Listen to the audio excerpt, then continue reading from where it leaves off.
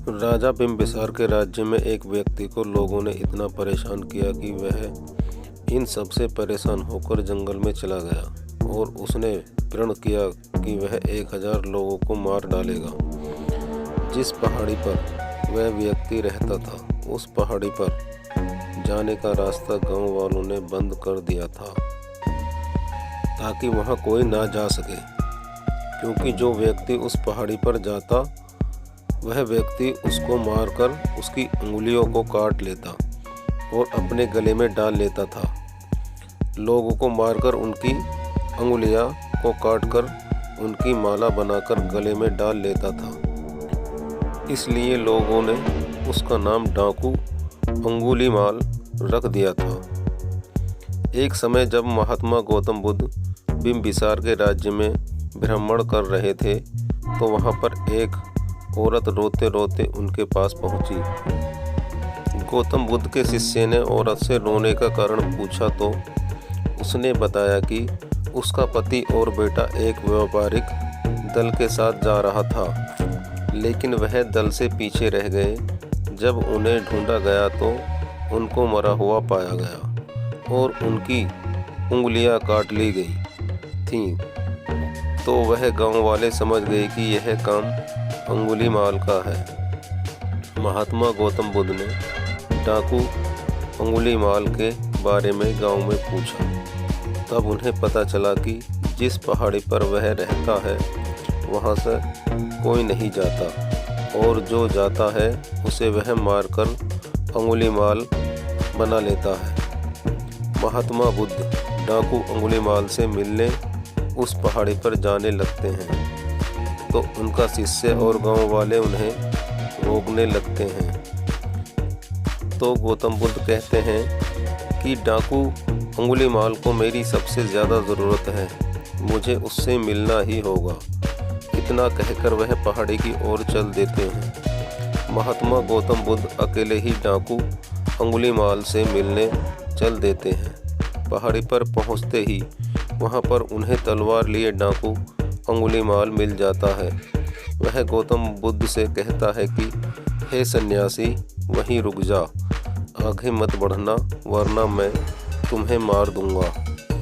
यह बात सुनकर भी महात्मा बुद्ध नहीं रुकते और डाकू अंगुलीमाल के पास जाकर उससे भिक्खु बोलते हैं। तो वह और भड़क जाता है और बोलता है कि तुम्हें अपने प्राणों का मोह नहीं है, मैं अभी तुम्हें मार दूंगा। गौतम बुद्ध उससे पूछते हैं कि तुम ऐसा क्यों करते हो, इन बेगुनाहों को क्यों मारते हो। तो डाकू अंगुलीमाल बोलता है कि तुम्हें नहीं पता इन लोगों ने मेरे साथ क्या किया है। मेरा प्रण है कि मैं 1000 लोगों को मार दूंगा। गौतम बुद्ध उससे बोलते हैं कि तुम इस पेड़ की एक टहनी काटो। तो वह पेड़ की टहनी को काट देता है और गौतम बुद्ध की तरफ देखता है। फिर महात्मा बुद्ध बोलते हैं कि अब इस टहनी को वापस इस पेड़ से जोड़ दो और वैसा ही कर दो जैसा ये पहले था। तो डाकू अंगुलीमाल कहता है कि पागल हो गए हो सन्यासी, ऐसा थोड़े ही हो सकता है।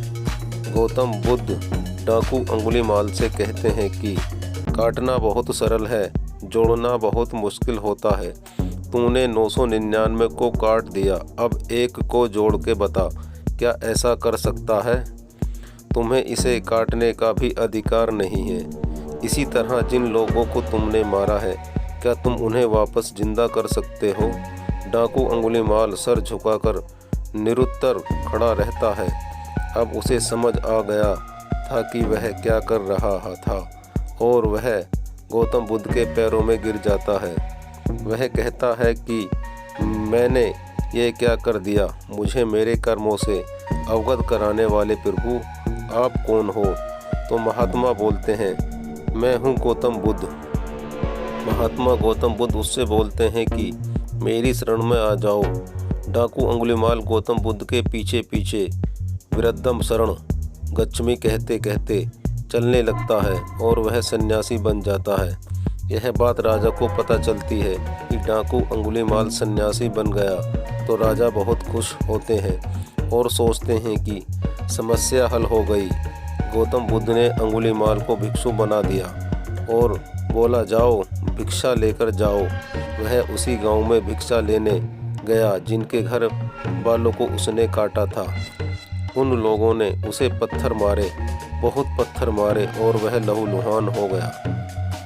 वह लहूलुहान गौतम बुद्ध के पास आता है तो गौतम बुद्ध पूछते हैं कि दर्द हो रहा होगा, तो वह कहता है कि यह दर्द तो शरीर का हो रहा है, आत्मा तो शुद्ध हो गई है।